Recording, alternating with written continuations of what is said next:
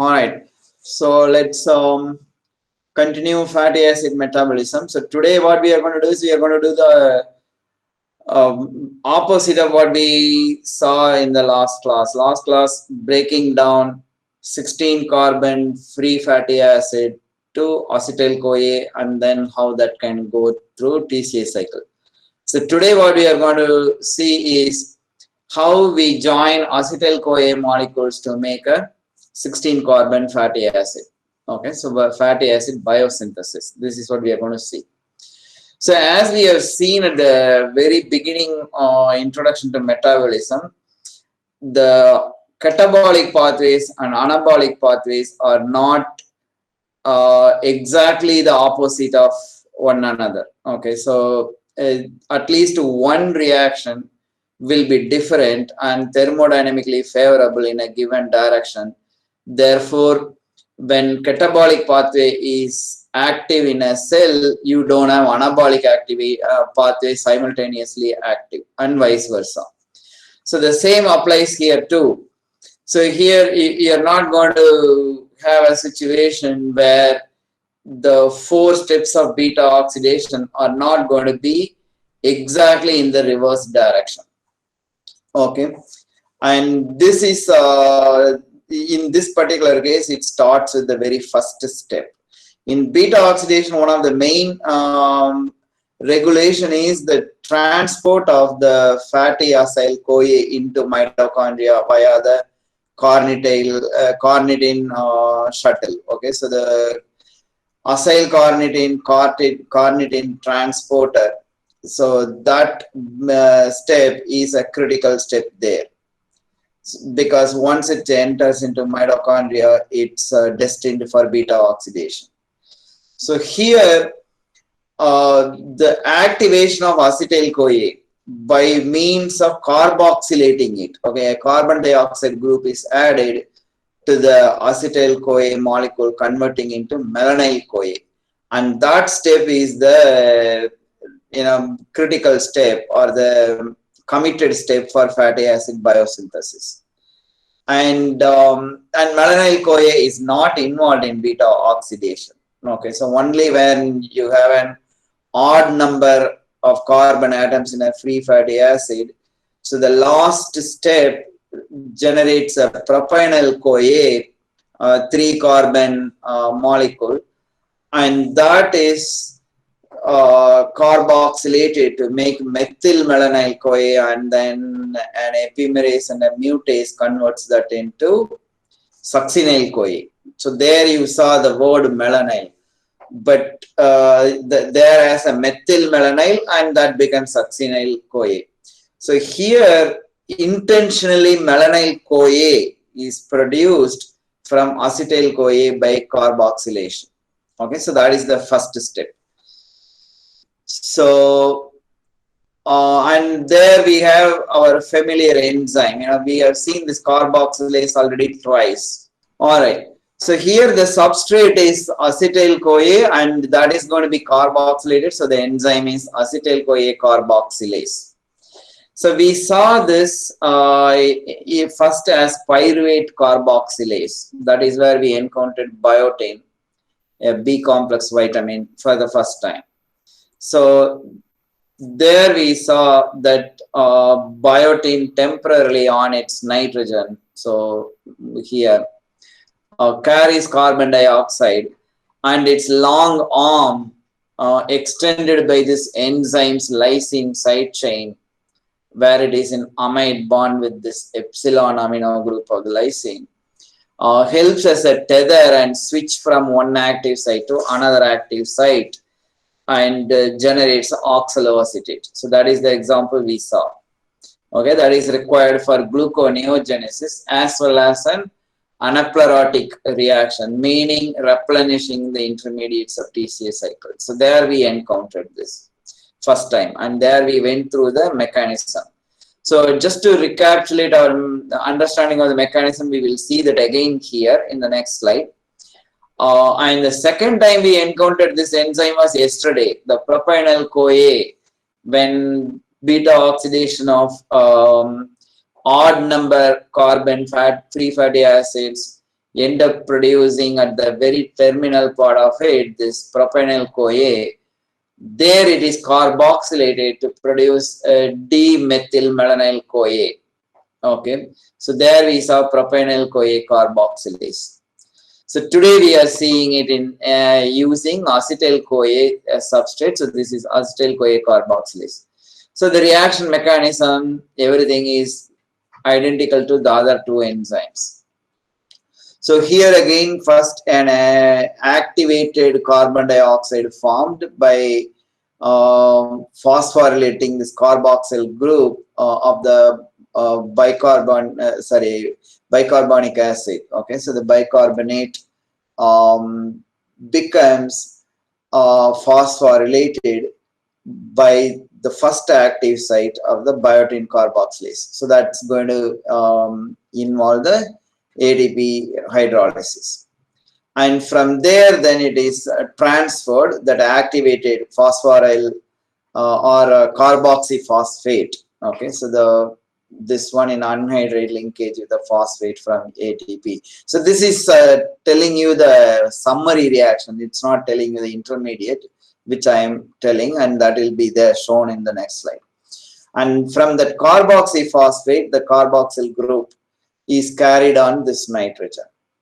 Okay, so this is done at active site 1. So this is a 3 subunit protein. You have the biotin carrier protein, whose lysine side chain has this biotin tether. And at this first active site, you have this carboxylation of the biotin. Then it flips to the next active site. So this is the summary reaction. In the next active site, which is the trans-carboxylase activity, there this is transferred to the acetyl-CoA generating malonyl-CoA. Okay, so malonyl-CoA is quite simple. You have 2 carboxylic acid connected by a methylene group in between. So this is a dicarboxylic acid. So this is the overall reaction. First, carboxylation of the biotin group using a carbonic acid or bicarbonate ion, and that generates this carboxylated biotin. Then that is transferred by the trans-carboxylase to acetyl-CoA to make malonyl-CoA, and then the free biotin attached to the biotin carrier protein. So this is a cartoon representation of the active site there. So this is one active site, the carboxylase site, and then it swings. So that's the advantage of this tether to the other active site, where it is transferred to the acetyl group, generating the malonyl-CoA. Okay, so this is the reaction of acetyl-CoA carboxylase. So the mechanism is shown here, which is the same slide that I showed you when we learned about anaplerotic reactions and gluconeogenesis when we were learning TCA cycle. So here you have this bicarbonate ion becoming an anhydride with this terminal phosphate group of ATP, forming this carboxyphosphate, releasing ADP. Okay, so from the carboxyphosphate, then due to this nucleophilic attack by this nitrogen, you have the inorganic phosphate released, and then you have the carbon dioxide temporarily carried on this nitrogen. Okay, so then again, shift of electrons as shown by these arrows generate the free carbon dioxide. By then, this tether also swings to the other active site, this trans-carboxylase site, and there an abstraction of proton by this nitrogen from pyruvate leads to an enolate intermediate. Okay, so this is the enol group here, and that sets for this again another nucleophilic attack, leading to formation of this oxaloacetate, this carboxylated pyruvate. Okay, and releasing the enzyme back. So this very same mechanism is what happens here again. So here again it is the same reaction, ending up carboxylating the acetyl-CoA.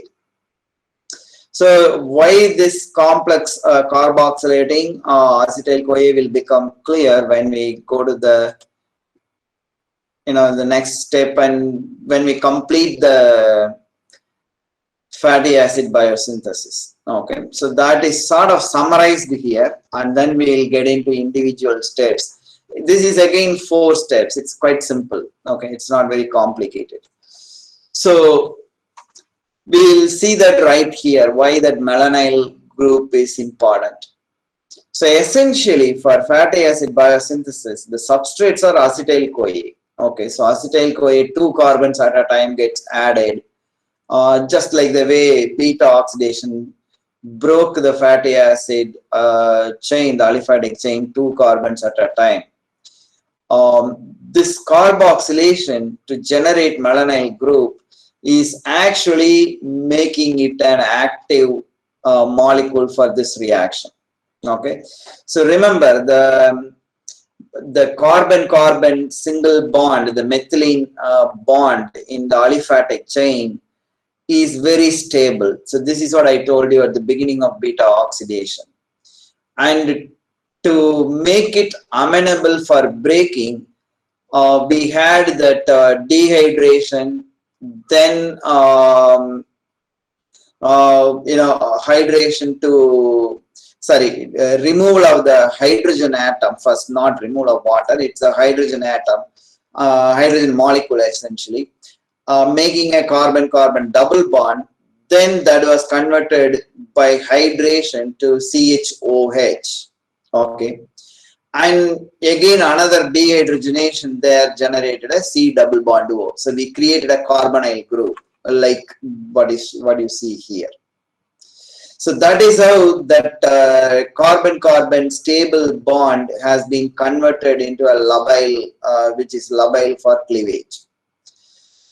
So similarly, the reverse reaction therefore is going to be endergonic, and it is not going to be easy to make the carbon-carbon bond. Okay, so you need energy. To facilitate that, you attach a carbon dioxide here. Okay, so now when we see this electron flow diagram here, that becomes obvious. But before that, let me start with the first step. So this acetyl-CoA joinings, the 2 carbon at a time joining, is catalyzed by an enzyme complex called fatty acid synthase. This enzyme has 7 active sites. In vertebrates, a single polypeptide chain carries all the 7 active sites. And in bacteria like Escherichia coli, you have 7 polypeptides, each one having 1 active site. And very early eukaryotes like yeast have two polypeptides, 4 activity in one polypeptide and 3 activities in the other one. Okay, so we will see in detail this enzyme complex in subsequent slides. Here let us focus on the first step. So the first step actually in the enzyme, on the enzyme, 2 sulfhydryl groups get covalently attached to the 2 reactants. Okay, so the first one we just saw the acetyl-CoA getting carboxylated to melanyl-CoA. That melanyl-CoA is now attached to the sulfhydryl group in thioester. Okay, contrast this with beta oxidation. In beta oxidation, this energization was with a coenzyme ACE thiol group. Okay, it was fatty acyl-CoA. Instead here, to the enzyme's side chain, a cysteine side chain is where it is attached. Okay, so that is how this thioester is made. And at another group, you have another thiol. There, the acetyl CoA is attached. Okay, instead of coenzyme A versions, here they are on the enzyme thiol group. So that is how this energized form of these carboxyl groups are attached. And these two sites are very close, facilitating the reaction between these two molecules.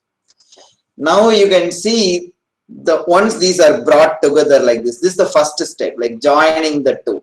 We are not even considering that as one of the 4 steps. These are preparatory steps. The acetyl-CoA carboxylase reaction, as well as joining the product of that reaction, that is malonyl-CoA, and joining of another acetyl-CoA to another active site. So these 3 are preparative steps. Okay, the preparative steps, namely the first one is acetyl-CoA carboxylation, and the second is the product of that, that is malonyl-CoA attaching to the enzyme as a thioester. That is the second step, malonyl-CoA transferase activity. Then acetyl-CoA trans-acetylase activity. Why is this called trans-acetylase will become clear when we go through the repetitive cycles of this reaction. And the third one attaches the acetyl-CoA. So after these 3 preparative steps are done, now the actual synthesis reactions take place. And that is facilitated by this decarboxylation. Okay, so instead of having a methyl group here, having a carbonyl carbon enables the synthesis. Okay, so this creates a partial positive charge here, and this is slightly acidic. It can readily donate proton, and all of that enables this reaction, leading to the removal of carbon dioxide. So the carbon dioxide, you look at the color here, look at the green. Okay, it's the same bicarbonate ion that entered into biotin and then becoming the malonyl part of this acetyl-CoA. That same carbon dioxide leaves right away. Okay, it was only transiently here. So this carbon of this carbon dioxide does not come from one of the acetyl-CoAs. This is the carbon dioxide that was temporarily attached and removed. And the sole purpose is to make this reaction happen.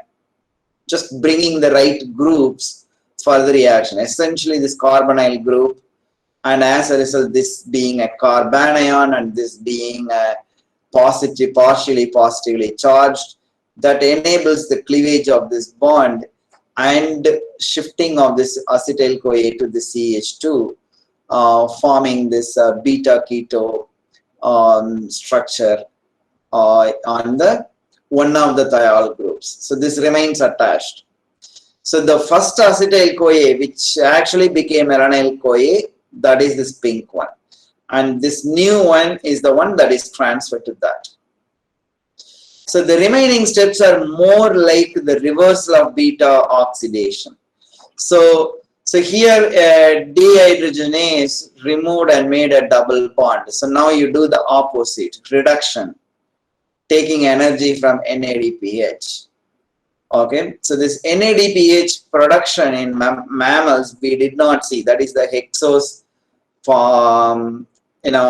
phosphate HMP shunt or pentose phosphate pathway.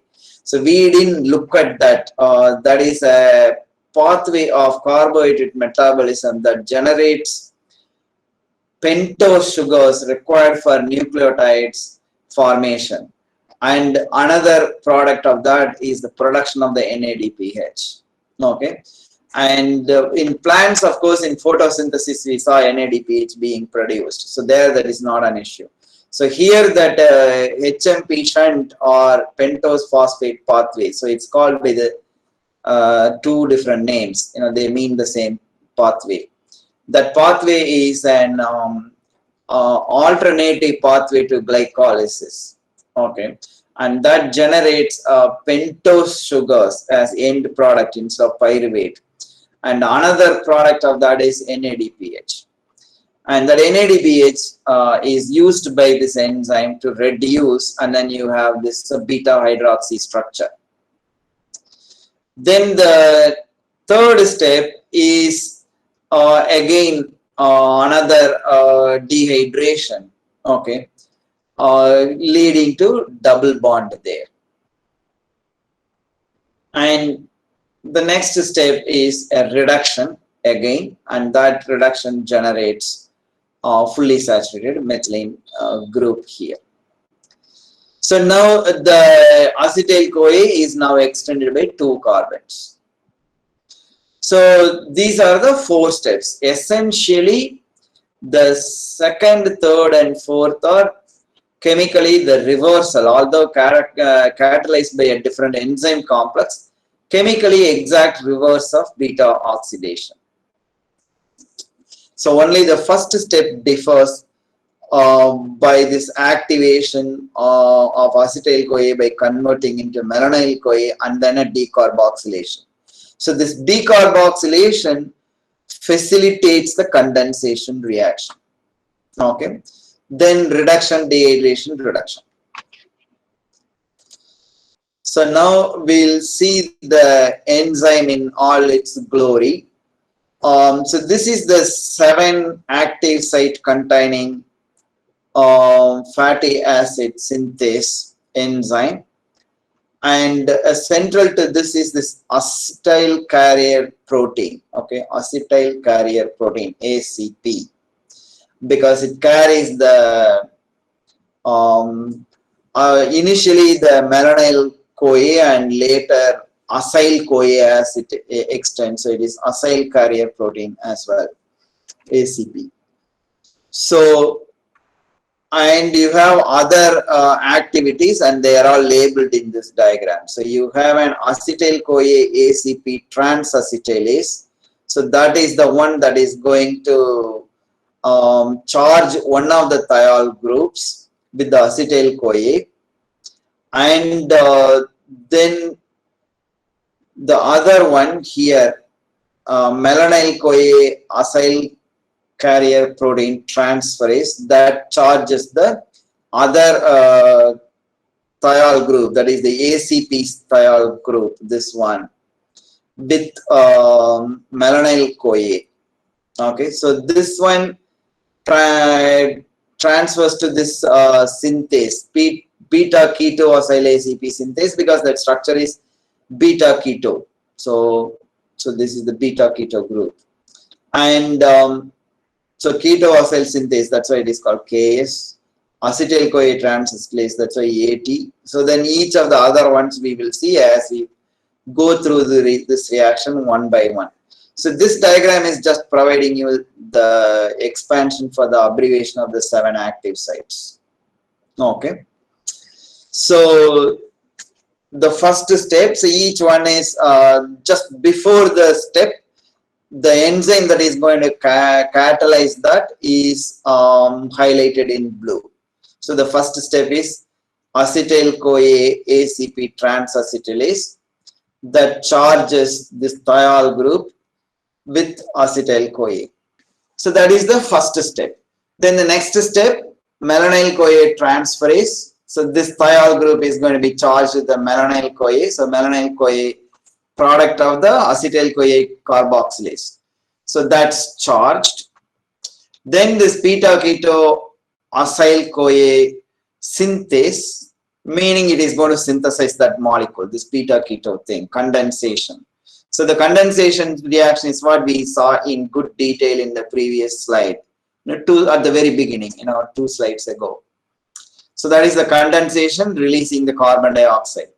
So remember, this carbon dioxide is not coming from the acetyl-CoA molecules. It is bicarbonate carbon dioxide that was temporarily attached to acetyl-CoA, just to facilitate this condensation reaction. So next one is beta keto acyl-CoA reductase. So that is going to reduce that this double bond, and you have this beta hydroxybutyl ACP. So at this first cycle it is butyl because it is 4 carbons. So later it will become beta hydroxyacyl as it extends. Then you have a dehydratase enzyme. So that is going to remove water molecule here, generating a double bond. And that is going to be reduced by this ketoacyl reductase. And that gives you the chain extended.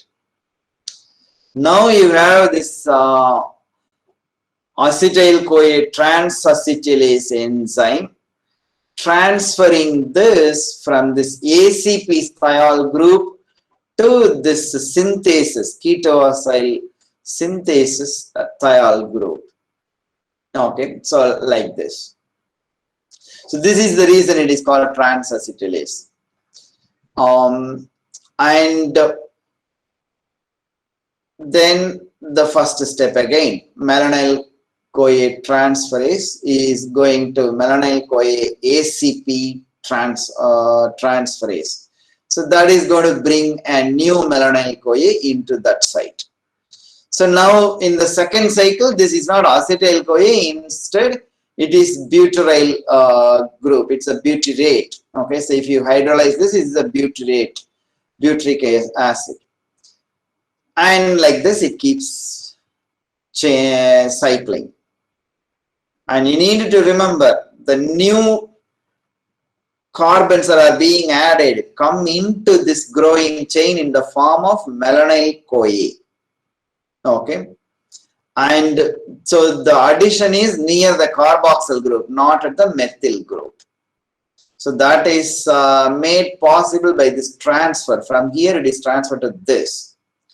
And the new incoming malonyl-CoA comes to this ACP thiol group. Okay, this is after transfer, this is free to accept the malonyl-CoA, and then you have that. So this is how the fatty acid synthesis proceeds. And for reasons that have not yet been figured out, when the chain length reaches 16, it releases the chain out. It doesn't continue to keep going through this cycle.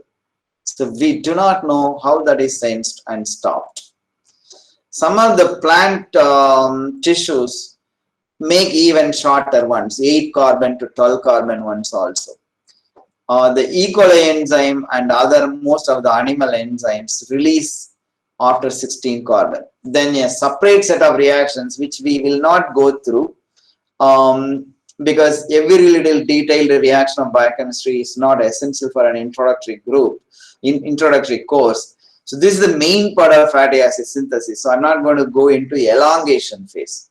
So after the required number of cycles, I guess 7 cycles, you get the 16 carbon palmitic acid and palmitoyl-CoA, and that is cleaved and released as palmitic acid. So this is again recapitulation of the second cycle. That is, after we have gone through it, this whatever we just quickly saw, the same thing is shown here in good detail. The same key for the enzymes here. And this is the, after that AT reaction, it transferred from this ACP thiol group to the synthesis thiol group. Then a new malonyl-CoA comes, and then you have again a condensation. And so you have the next beta ketoacyl group. Okay, it's the same reaction, it's just shown separately in magnified image. Okay, one of the main heroes of this reaction is acyl carrier protein that I mentioned but didn't elaborate.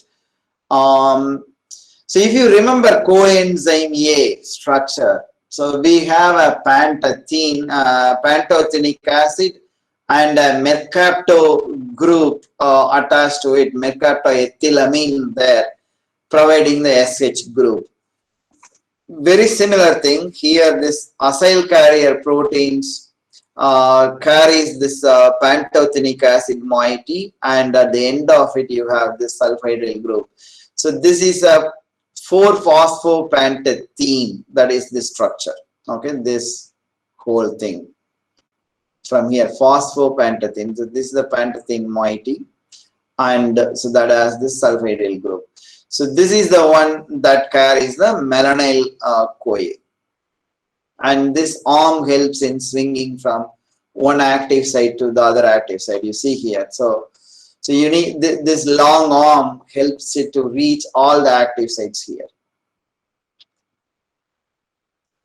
So essentially, if you imagine mitochondria, cytoplasm, and think if your imagination can get into nano scale, you actually see a lot of molecular motors working there, swinging their arms here and there, and this interesting, like a hydroelectric turbine kind of enzyme, that ATP synthase, rotational catalysis. If you think of rotational catalysis, pyruvate dehydrogenase complex, where you have the dihydrolipoyl group and these carboxylation reactions where this biotin is involved, you see a lot of work happening like a construction site all the time. Things swinging from here to there, things rotating, all happening at nano scale. You're not even consciously thinking of it, but this is what is making your existence and your activities possible.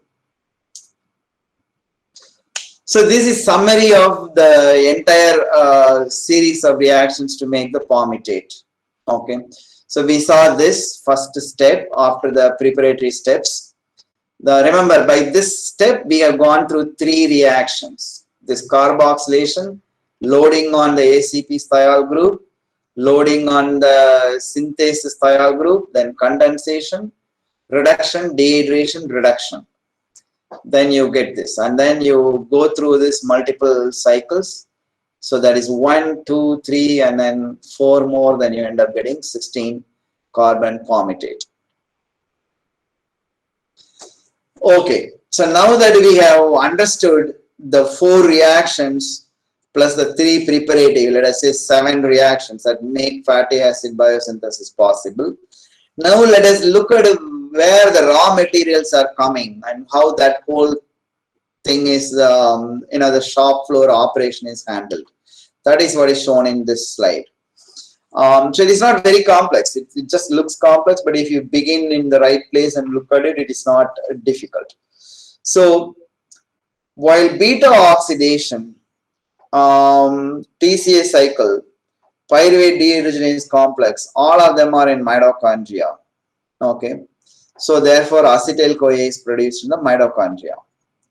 And the fatty acid biosynthesis, almost all synthetic reactions, they happen in the cytoplasm. Which means the acetyl-CoA, which is the raw material for fatty acid biosynthesis, must be transported from mitochondria to cytoplasm. So this circular diagram explains how that is done. So the acetyl-CoA produced from variety of sources, okay, not the one produced from beta oxidation. Yesterday we saw these two are, if one is operational, another one is shut off. Okay, if melanyl-CoA is available, then you are not going to transport any fatty acid into mitochondria to produce acetyl-CoA. So here when we start off the acetyl-CoA, this acetyl-CoA is either coming from carbohydrate or from proteins. Okay, and this acetyl-CoA cannot cross the 2 membranes, and that is why this complex cycle. So it goes through TCA cycle to become citrate, the very first reaction, and we have a transporter for citrate, and the citrate transporter transports across the 2 membranes into the cytoplasm, and there a reversal like step, reversal of the citrate synthase reaction, citrate lyase, which will require ATP, cleaves and generates the acetyl-CoA and oxaloacetate. Okay, and this acetyl-CoA now goes to fatty acid synthesis. So essentially, acetyl-CoA cannot cross the membrane. It crosses in the form of citrate by entering into TCA cycle, and then that citrate coming out instead of going through the TCA cycle. Okay, and here the reaction is reversed by a different enzyme, citrate lyase, generating acetyl-CoA and oxaloacetate. And again, this oxaloacetate does not have a transporter to go out, and therefore, by reversal of the last step of TCA cycle, malate dehydrogenase that generated oxaloacetate from malate. Now in the reversal, consuming energy, okay, the reducing equivalent here, NADH gets oxidized, so you get malate. And malate has two ways of getting back to mitochondria. One, malate is directly transported by malate alpha ketoglutarate transporter, or it may be converted into pyruvate by malic enzyme, another source of NADPH. Okay, so one I showed you this HMP shunt, or also known as pentose phosphate pathway, that produces NADPH, and another source is this malate being converted into pyruvate by malic enzyme. So that oxidizes reduces NADP to NADPH, and carbon dioxide is released there. And so either as malate or pyruvate, it returns to the mitochondria. So this is how acetyl-CoA is shuttled out from mitochondria to cytoplasm and made available for fatty acid synthesis. The simple thing you need to remember is acetyl-CoA comes out from mitochondria in the form of citrate.